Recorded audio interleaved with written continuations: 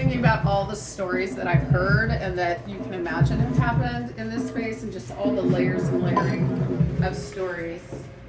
I think we need to push play on this. Okay. I like the distortion I think the distortion that happens just is really interesting, just with all these layers. We have three projectors going right now, kind of moving through the space. Anybody have any questions? I'm usually used to a discussion. No, just please keep talking. Okay. It's beautiful. All of these pieces are made with found paper, and then just maybe when I'm working on the animation, I'll be drawing because it's very hard for me to sit still and work at a computer. And then they're just assembled into shapes that are sometimes referential. This arrangement of these cardboard and paper pieces, it was kind of designed by the interns from UWF. I was like, what do you think I should do with this? And they built little structures, and they kind of have a stalagmite kind of form, which I also like. I have a video that Sean and I, when I first got here, did a really raw, just performative, unscripted piece, and it's called Cedar Worship. So this is a collaboration with Sean, who did the editing and all of that, and sound. And then these are sort of like little ritual, magical spaces, but they're the objects, some of them from this performance. And just a lot of, traditionally I'm a painter, but I've been working in all different media. I'm really excited to expand sort of my repertoire into video spaces in a new way that I haven't tried before. So this is new? This is new, this is brand new. This is the first time I've shown it. It's incredible. Yeah, launching it. Yeah.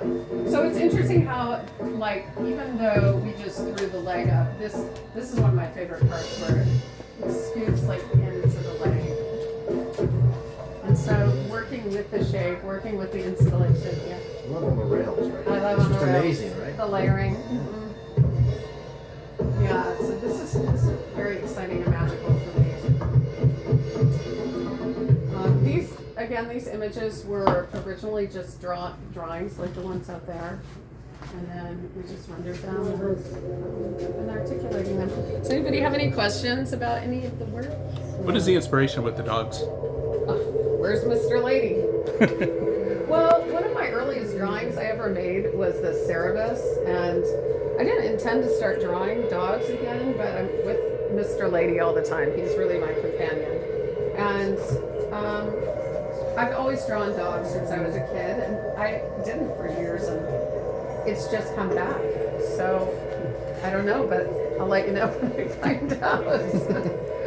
I was really surprised when I made the Cerebus painting, because my process is very just intuitive, stream of consciousness. I don't really, unless I have a commission or a specific project to do, I try to just see what happens, because that makes art interesting for me. I'm not really interested in, I respect craft and technique, and there's a time for it, but that's not the way that I approach art making at all. It's much more like exploratory and curiosity driven, collaborative. Like, I love collaborating.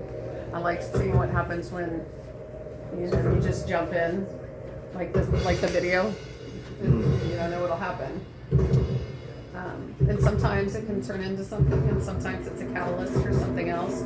But the Cerebus, it was one of my first drawings when I was in grade school, and I was really angry about something. I made that drawing, and then just really liked it, and so I'm playing with that concept. But for me, it's often approaching it, through a very visceral place.